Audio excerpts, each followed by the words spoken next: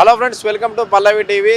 తెలంగాణలో మున్సిపల్ ఎన్నికల ఎలక్షన్స్ జరగనున్నాయి. ఫిబ్రవరి 11న మన వరంగల్ జిల్లాలోని 2 మున్సిపాలిటీల్లో ఫిబ్రవరి 11 ఎన్నికలు జరగనున్నాయి. వర్ధన్నపేట, నర్సంపేట. ప్రస్తుతం మనం నర్సంపేటలో ఉన్నాం. ఇక్కడ పబ్లిక్ ఏమనుకుంటున్నారు, ఏ పార్టీకి ఓటు వేయాలనుకుంటున్నారు, నర్సంపేట మున్సిపాలిటీలో ఎలాంటి సమస్యలు ఉన్నాయి, ఎటువంటి అభివృద్ధి పనులు జరిగాయి, ఏ పార్టీకి ఇక్కడ పట్టణ ప్రజలు ఓటు వేయాలనుకుంటున్నారో వారిని అడిగే తెలుసుకుందాం.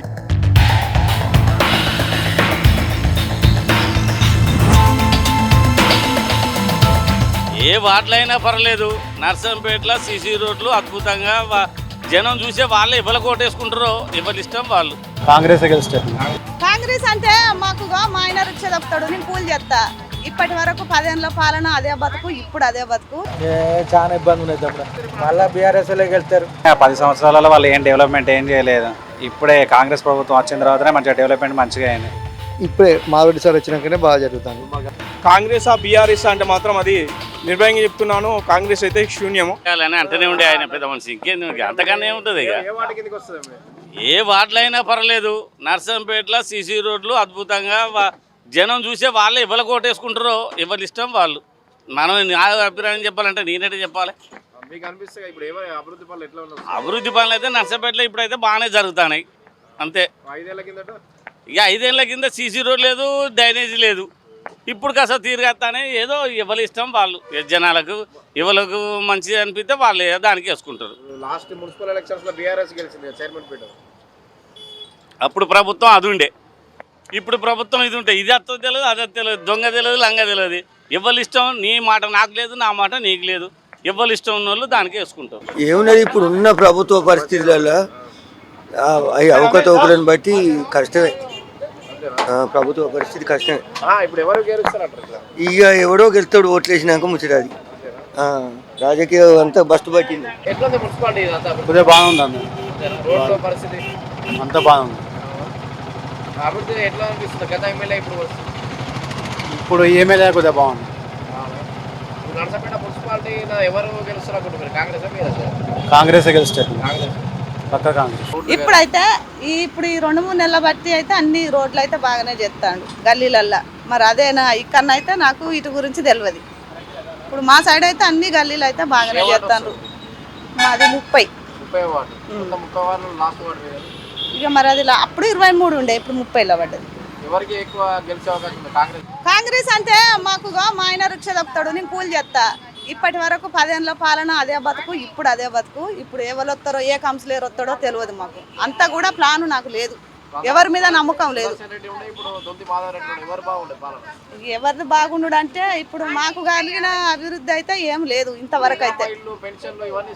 ఇవన్నీ ఇస్తాను, ఇక ముందు నడిచిన వాళ్ళకి ఇస్తాను, వెనక పడ్డోళ్ళకు వెనకనే ఉన్నారు. బస్సులు ఉన్నాయంటారు. ఎప్పటికీ గవర్నమెంట్ టీచర్లకు వాళ్ళకు వీళ్ళకు సేఫ్టీ. మేము కూలి చేసుకొని అక్కడిక్కడ తిరగటోళ్ళకు మాకు లోకల్లే మా బతుకులు, మా జీవితాలు అంతే. ఇక మాకైతే ఏం చెప్పలేము. మాకు దేని మీద ఆశ లేదు. ఏ పార్టీ కూడా మామూలు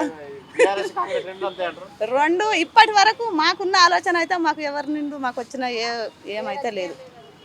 అంతే, ఏదొచ్చినా వాళ్ళకి సేఫ్టీ వాళ్ళే. అది మాకైతే మా జీవితాలు గింతే, ఇక మారుడైతే ఉండదు. 3వ వార్డు మున్సిపాలిటీ అభివృద్ధి అంతా మాట్లాడడానికి రోడ్డు అభివృద్ధి మామూలుగానే. చాలా ఇబ్బంది ఉన్నది. ఒక్క రూపాయి ఇవ్వలేదు. ఒక్క రూపాయలే ఆటో వ్యవస్థ మొత్తం అంతా కూసైపోతుంది. అప్పుడే బాగుండేది తమ్ముడు, కేసీఆర్ టైంలో బాగుండేది. తమ్ముడు మళ్ళా బీఆర్ఎస్ వాళ్ళకి వెళ్తారు, కాంగ్రెస్ వాళ్ళకి వెళ్ళారు. వాళ్ళు ఏం చేసిరు అని ఆటో వ్యవస్థ మొత్తం అంతా బజార్ని విడిచిపెట్టేసారు. కుటుంబాలు మొత్తం భార్య పిల్లలతో సహా పూట గడవడం కష్టం ఉన్నది తమ్ముడా. పూట గడవడం కష్టం ఉన్నది. కూరగాయల ఖర్చులకు వెళ్తాను, కూరగాయలకు బండి నడిపితే రోజుకు 300, 400.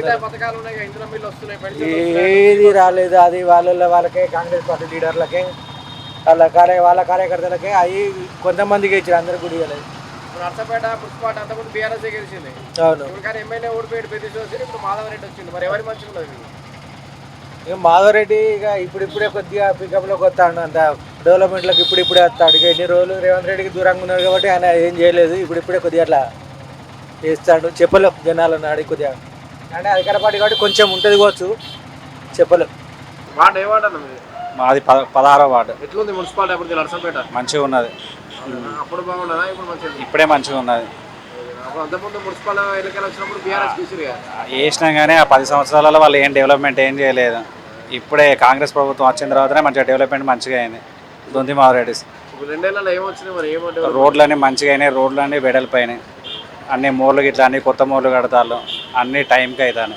మొదలు ఏ పార్టీ ఓటు అంటారు మీరు? ఓటు ఇప్పుడు అయితే కాంగ్రెస్ పార్టీ. కాంగ్రెస్ పార్టీ. చెప్పండి అన్న, ఏ వార్డు? 12వ వార్డు. ఎట్లుంది అభివృద్ధి?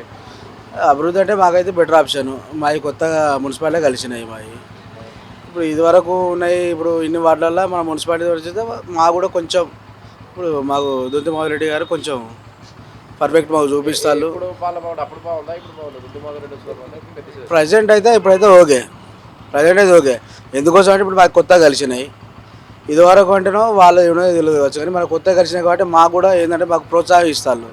మా యూత్ తరఫున కూడా మాకు చాలా వరకు సార్ వాళ్ళు కానివ్వండి, మీరు ఏమైనా కావాలంటే నేను ఎన్నుకుంటా, మీరు చేసుకోండి అని చెప్తాను. ఆయన మున్సిపల్ ఎన్నికల్లో నర్సంపేటలో ఎవరు గెలిచే అవకాశం ఉంది? మాధవరెడ్డి సార్ అవుతాడు.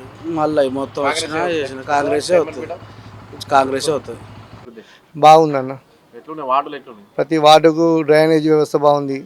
డ్రైనేజీ వ్యవస్థ, రోడ్లు, ప్రతి వార్డుకు సీసీ రోడ్లు అన్నీ బాగున్నాయి. కాంగ్రెస్ పార్టీ సుదర్శన్ రెడ్డి ఉన్నప్పుడు మంచిగా ఉండదా నర్సంపేట మున్సిపాలిటీ? ఇప్పుడు బాగుంది. ఇప్పుడే మాధవరెడ్డి సార్ వచ్చినాకనే బాగా జరుగుతుంది. మరి గతంలో నర్సంపేట మున్సిపాలిటీ మొత్తం బీఆర్ఎస్ చైర్మన్ పీఠం. అవును, అప్పుడు అదే. కానీ ఇప్పుడు ఎవరు గెలిచే అవకాశం ఉంది? ఇప్పుడు కాంగ్రెస్ పార్టీ. కాంగ్రెస్ ఎలా గెలుస్తుంది? కాంగ్రెస్ పార్టీ గెలుస్తుంది. మున్సిపాలిటీ కాంగ్రెస్ పార్టీకి కవిసం అవుతుంది. నమస్తే అండి, నా పేరు షరీఫ్. భారత వికలాంగుల కుల పరిరక్షణ సమితి వరంగల్ జిల్లా అధ్యక్షుడిని. అండ్ ఈ ఉమ్మడి వరంగల్ జిల్లాలో ఇప్పుడున్నటువంటి ఒక పాలన అనేది దుర్భర స్థితిలో ఉంది. రేవంత్ రెడ్డి గారు ప్రతి దాంట్లో ఒక ఫ్రీ బస్ పెట్టారు. అండ్ ఒక రెండు మూడు 10 పథకాలు పెట్టారు. దానికి మించి ఎటువంటి పథకాలు అమలు చేయలేదు. అండ్ ఇప్పుడున్న మున్సిపల్ ఎన్నికలకు సంబంధించి ఎలా గెలుస్తాం అనుకుంటున్నారు మీరు? ఏం చేశారు? ఒకసారి బేరేజ్ వేసుకుని చూడండి. ఉదాహరణకి మా వికలాంగులే ఉన్నారు. ఆ వికలాంగులకు సంబంధించి మీరు ఏ అభివృద్ధి చేశారు? ఏ పరంగా అభివృద్ధి చేశారు? మాకు అందిన ఫలాలు ఏంటి? మాకు పెన్షన్ పెంచారా? ఏ మేరకు పెంచారు? గతంలో ఉన్నటువంటి కేసీఆర్ గారి పాలనలో 4,116 ఎలా అయితే ఇచ్చారో ఇప్పుడు కూడా అదే విధంగా ఇస్తున్నారు. మరి అతను ఏ అభివృద్ధి చేయలేదన్నారు కదా, మరి ఉదాహరణకి అతను ఇచ్చిన పెన్షనే మీరు ఇస్తున్నారు. దానికి సంబంధించి మీ సమాధానం ఏంటి రేవంత్ రెడ్డి గారు? అండ్ పంచాయతీ ఎలక్షన్స్కి సంబంధించి మీ పాలన పరంగా మీరు కొన్ని చోట్ల గెలిచారు. మరి నిజంగానే మీ పాలన కరెక్ట్ ఉంటే మరి ప్రతిపక్షం అయినటువంటి బీఆర్ఎస్ ఎలా గెలిచింది?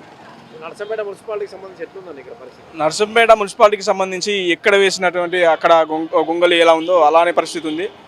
అండ్ ఇప్పుడు ఉన్నటువంటి చిన్న డెవలప్మెంట్స్ కూడా ఇక్కడ కాలేదు.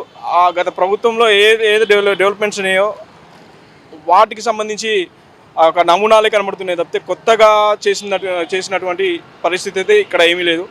దయచేసి ఇప్పటికైనా మీరు ఇప్పటి నుంచి అయినా కూడా నర్సంపేటకి సంబంధించి ఈ నియోజకవర్గానికి సంబంధించి ప్రత్యేక దృష్టి పెట్టండి. ఇక్కడ ఉన్నటువంటి కొత్తగా కొలువు తీరినటువంటి పాలకపక్షం ఏదైతే ఉందో కాంగ్రెస్ పరంగా, సో ఆ ఎమ్మెల్యే గారు దయచేసి వీటికి సంబంధించి మీరు దృష్టిలో పెట్టుకొని చేయాల్సిందిగా విజ్ఞప్తి. ఇలా చేస్తేనే మీరు ముందుకు ఇంకే ఎలక్షన్స్కి అయినా ముందుకెళ్తారు. అండ్ ఈ ఎలక్షన్స్ సంబంధించి మీరు అంటున్నారు కదా, చూడండి మీరు ఈ పరిస్థితి ఎలా ఉంటుందో. మీరు ఖచ్చితంగా మీరు మంచి చేస్తే మాత్రం మీరు ఎన్ని తాయిలాలు ఇచ్చిన అంటే చెప్తున్నాను, ఏ పార్టీ అయినా కూడా తాయిలాలు ఇస్తారు. మీరు ఎన్ని ఇచ్చినా కూడా ఆ తాయిలాలు అనేవి జేబులోకి పోతాయి తప్పితే ఓటు రూపంగా అయితే మారదు. మీరు ఉదాహరణకి చూస్తే పోయినటువంటి ఎలక్షన్స్కి సంబంధించి అవి ఉన్నాయి కదా, అవే మీరు దాన్ని ఏమంటారు ఉదాహరణగా తీసుకొని ముందుకు చేయాల్సిన విజ్ఞప్తి. మీరు ఏ పొలిటికల్ పార్టీకైనా సరే నేను నిర్భయంగా చెప్తున్నాను, మీరు ఇచ్చినటువంటి తాయిలాలు అయితే ఉన్నాయో ఉంటాయి, తీసుకుంటారు. కానీ మీరు లాస్ట్కి వచ్చేసరికి మీరు చేసినటువంటి ఒక పాలన ఏదైతే ఉందో దాన్ని దృష్టిలో పెట్టుకునే పొలిటికల్గా రాజకీయంగా మీ భవిష్యత్తు అనేది ఆధారపడి ఉంటుంది. దయచేసి దృష్టిలో పెట్టుకొని కాంగ్రెసా బీఆర్ఎస్ అంటే మాత్రం అది నిర్భయంగా చెప్తున్నాను, కాంగ్రెస్ అయితే శూన్యము. మున్సిపాలిటీలో అయితే రాకపోవచ్చు అండి, ఓపెన్గా చెప్తున్నాను. అయితే చూద్దాం నా అభిప్రాయం అయితే రాకపోవచ్చు.